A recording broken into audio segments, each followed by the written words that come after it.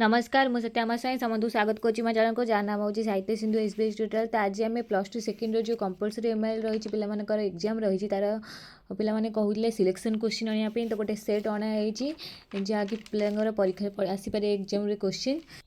चलते सेट आरंभ करवा जहाँ परीक्षा आसीपे जहाँकि आम 80 मार्कर आम गोटे सेट आज देखा। तो जो मैंने चैनल नुआ अच्छा निहाती भाव चैनल को लाइक शेयर सब्सक्राइब करूँ ये नुआ नुआ भिडियो। तो ये आम देती पूर्ण संख्या अर्थात फुल मार्क हूँ 80 3 घंटार समय। ताले आम प्रथम क्वेश्चन आंसर को जीवा। तो प्रथम आम देखा 1 नंबर कौन देती। तो 1 नंबर रही आम प्रत्येक प्रश्नर 4टी उत्तर दी जाइए से ठीक उत्तर बाछि लिखापी एमसीक्यू रही। तो प्रथम प्रश्न रही केउठारे बहुकवि ज्ञानी गुणी और कर्मी उत्कर महानिशारे उजागर रही ज्ञानदीप जाइछन्ति। तर सठिक उत्तर हो आमर कौन कटक रे। नेक्स्ट देजी किए छेईटी को आदर रे छाती पाखे जाबुड़ी धरी अन्य दुई सांग पाखक चलीगला। तो आमर सठिक उत्तर हो आमर अगाधु। नेक्स्ट देजी केउठारे सबु कथा शासक मान द्वारा नियंत्रित हुई थाए। तो आमर सठिक उत्तर हो कौन भारत रे।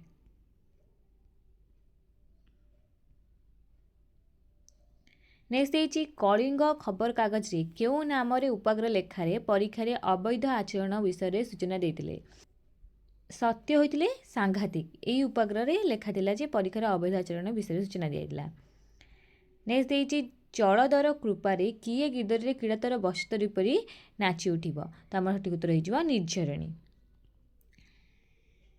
3टी आम देखा सर्ट क्वेश्चन जहाँकि 2 नंबर रही कौन गोटे लेखाएं वाक्य समस्त प्रश्नर उत्तर दियो। केउ अंचल बधू मानू शेफाड़ी फूल परी हास्यमय बोली प्राबंधिक कहते। संबलपुर अंचल बधू मानू शेफाड़ी फूल परी हास्यमय बोली प्राबंधिक कहते। बिराड़ी वैष्णव माने शासन क्षमता पाइबा लोभरे कौन हेबाकू बाहरी पड़ती। बिराड़ी वैष्णव माने शासन क्षमता पाइबा लोभरे कौन जनतार प्रतिनिधि होगाकू बाहरी पड़ती। नेक्स्ट देती शिक्षार क्यों कथा न रखिले आमर अवस्था शोचनीय होब बोली कहुଯାଇଛି। शिक्षार अधोगति न रखिले आमर अवस्था शोचनीय होब बोली कहुଯାଇଛି।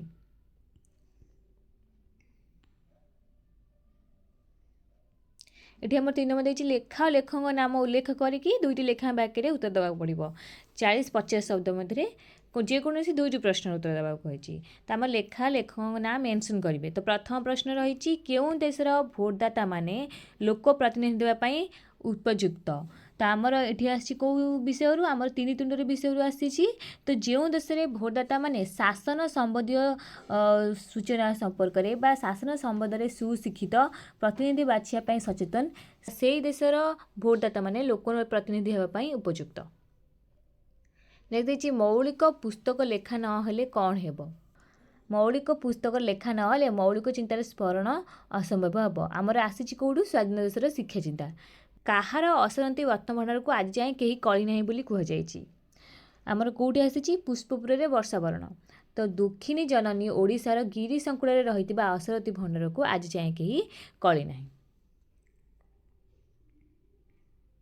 4 नंबर मध्य देती लेखा लेखक नाम लिखिए जेकोसी गोटे प्रश्न उत्तर देवाई। तो आमर प्रथम देती जोठी शिक्षित भोटदाता मध्य उदासीन से अनेक क्षेत्र में क्यों मानकर जय हुए। क नंबर कौटू आसी 3 तुंडे लिखिं भुवनेश्वर बेहेरा जोठी शिक्षित भोटदाता माने उदासीन असाधु प्रचार सर्वस्व मानक ही जय होता है। जोटी आम शिक्षित भोटदाता माने उदासीन टी अधिका बढ़ेकी लिखिए।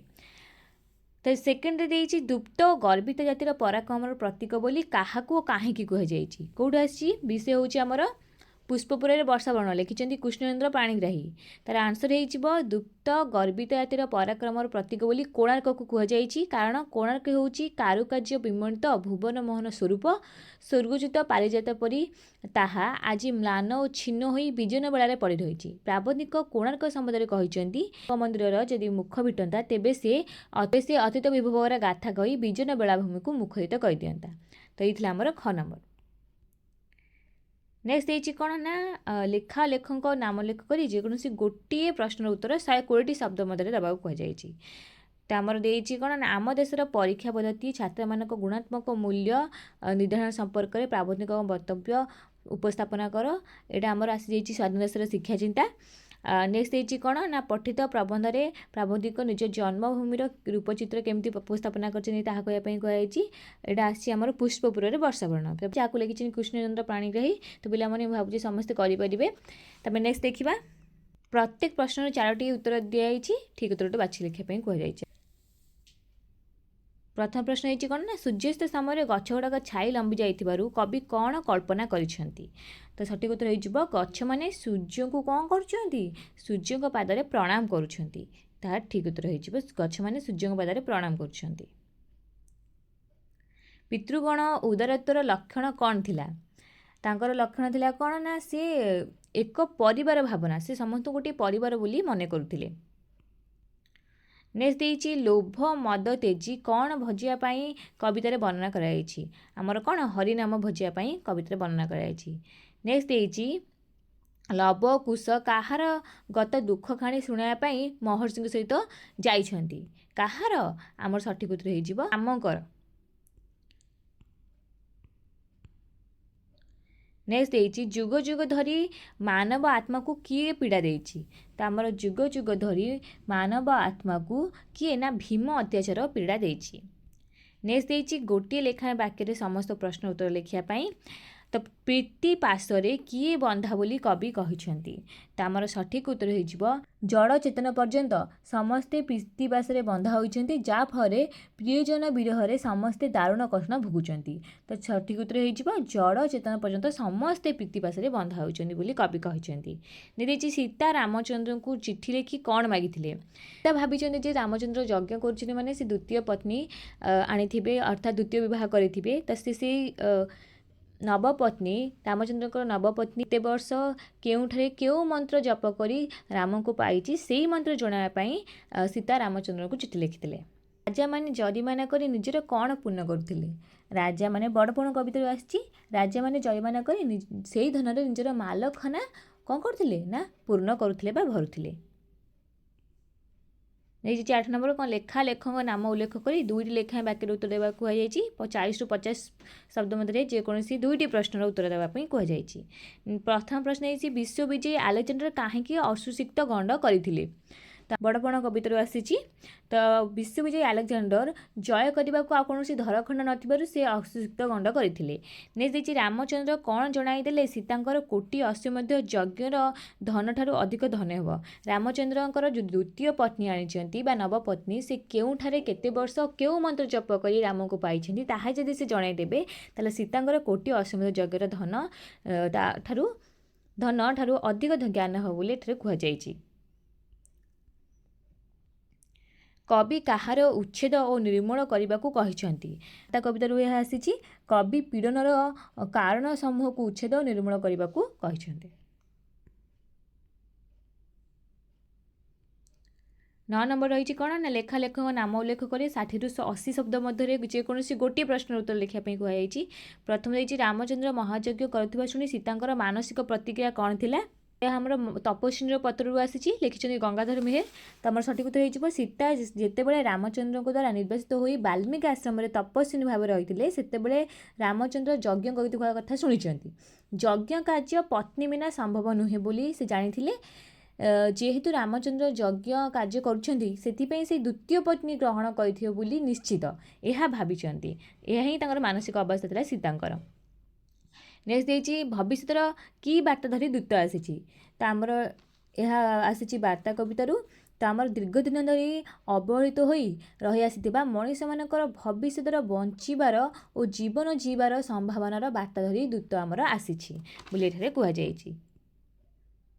नेक्स्ट देछि कौन लेखा लेखक नाम उल्लेख सह जेकोसी गोटे प्रश्नर 120 शब्द मध्य उत्तर प्रदान करने कहुई। पिलामाने एठी आलोचना कले बहुत वीडियो लॉन्ग हो पिलामानु केवल कहूँ क्यों कवितारू आसी से निजे पिलामाने निजे करें। तो कविता अवलंबन में पति साधिनी तपस्विनी चरित्रर महत्व विचार कर तपस्विनी पत्रु ही आसी पिलामाने करेंगे। चैनल रे समस्त विषय सहित लॉन्ग क्वेश्चन हट क्वेश्चन समस्त उत्तर सह आलोचना कराई देखिपारे। मुझे भावी पिला आसो यह। नेक्स्ट देछि बंदर विरह व्यथारू आसी ना भी लिखा जाइए तो पिला निहाती भाव से पिला करेंगे भावुँ। नेक्स्ट देखा प्रत्येक प्रश्न पर 4टी उत्तर दिखाई तन्मध्य उत्तर ठीक उत्तर बाछिया कहुई एमसीक्यू। जमीदार बाबू 5-6 वर्ष पर आसाम रे कौन करुथिबार शुणागला बा शुणा जाइथिला। हमर सठिक उत्तर हो खानसामागिरी। हेममाली केते वर्ष धरी एमिति कांदी नथिले बोली कुहा जाइछि। तो हमर सठिक उत्तर हो 25 वर्ष धरी एइबोली कांदी नथिले बोली कुहा जाइछि। परीक्षा सफल बोली किए कहिथिला। परीक्षा सफल होइछि बोली हमर विकट कहिथिला। मास्टर जी को पुओं नाम कौन थिला? रामशरण। तालु किणा ठारू गंगाधर महांती केउ काम रे थिले? सेठ पांजिया।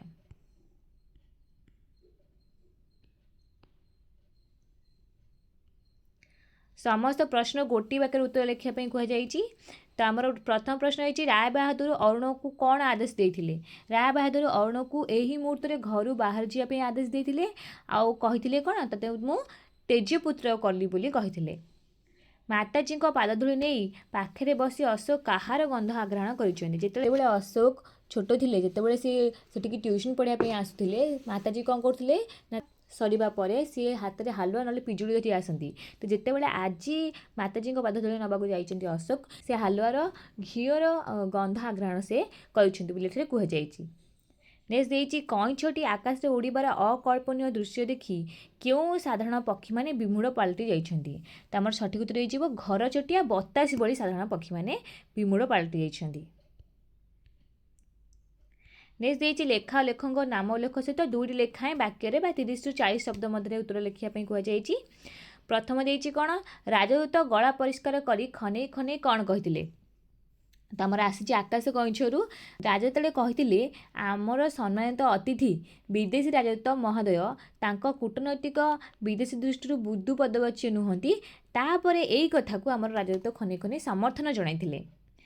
नेक्स्ट देती अशोक मैला कागज गुड़ाटी को खोली कौन देखिले? आमर आसी कौटू रूपनारायण साहा लिखिं अखिल मोहन पट्टनायक। से लेखा थिला से जो कागज गुड़े लेखा थिला कौन ना रूपनारायण साहा सदर बजार कंटेनमेंट रोड बनरस यहाँ ही लेखा थिला से कागज रे। महापात्र बाबू कोठीर बड़ बड़ साहेब पाखु गले तांकर कौन असुविधा होता है? विषय आसी कौटू आमर सभ्य जमीदार रू आसी महापात्र बाबू कोठीर बड़ बड़ साहेब पाखु गले भाषा संबंधी असुविधा होता है कारण बाबू इंग्राजी जानती ना बाबू मैंने और साहेब भी भलसे ओडिया बुझंती नहीं। लेखा और लेखक नाम उल्लेख सह जेकोसी गोटे प्रश्न उत्तर देवाई कहुई 60-80 शब्द मध्य। तो ये प्रथम देती युद्धटी अभाव ए दुर्दशा सीना यह क्यों प्रसंग में कहीं कहुई।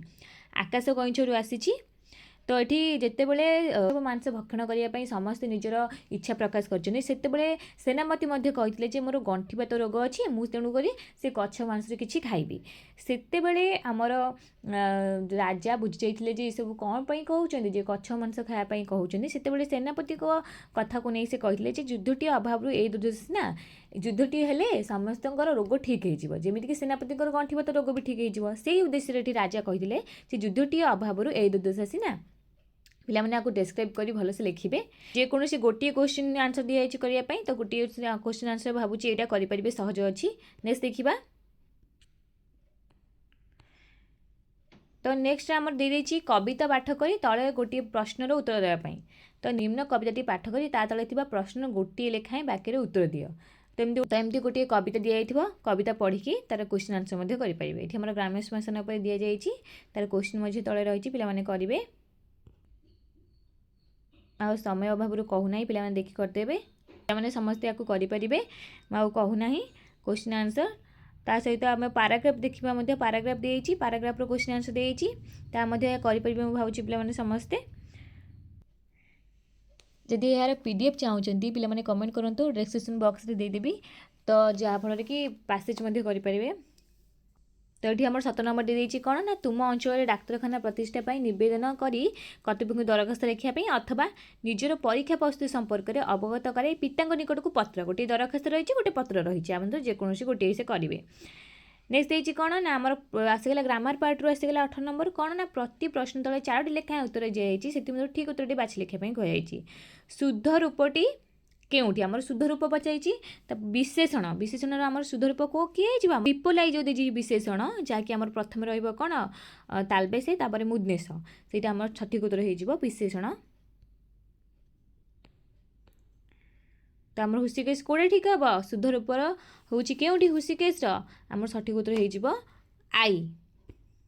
प्रथम आसो आमर कौन बुदनिश तापर आसो तालबेश। हुसिकेश दुईटी अच्छी आमर हसेकार हम दीर्घकार हेब ना। नेक्स्ट देखिए फसर बाटिबार रूढ़ीर ठीक अर्थटी चिन्ह। फसर बाटिबा अर्थात सर्वनाश हवा। आखि लागिज रूढ़ी रही कौन सम्मोहित होगा। नहीं देखिए अतिदुष्ट अर्थरे क्यों रूढ़ीर प्रयोग कराई आमर बण बिछुआती। अतिदुष्ट हेले कौन आमर बण बिछुआती। देखिए मूर्तनक पुत्रर एकपदीकरण करने कहुई जार सठिक उत्तर हो मार्तंड द्वितीयतः। नेक्स्ट देखिए शुणिबार अयोग्य पदर एकपदीकरण करने कहुई जी शुणिबार अयोग्य कौन कह अश्राव्य। दुईटी सम शब्द देती प्रथम जो स रही तालबेश तार अर्थ हूँ कौन शांति। सेकेंड जो स देती दंतेश सम तार अर्थ हूँ समान।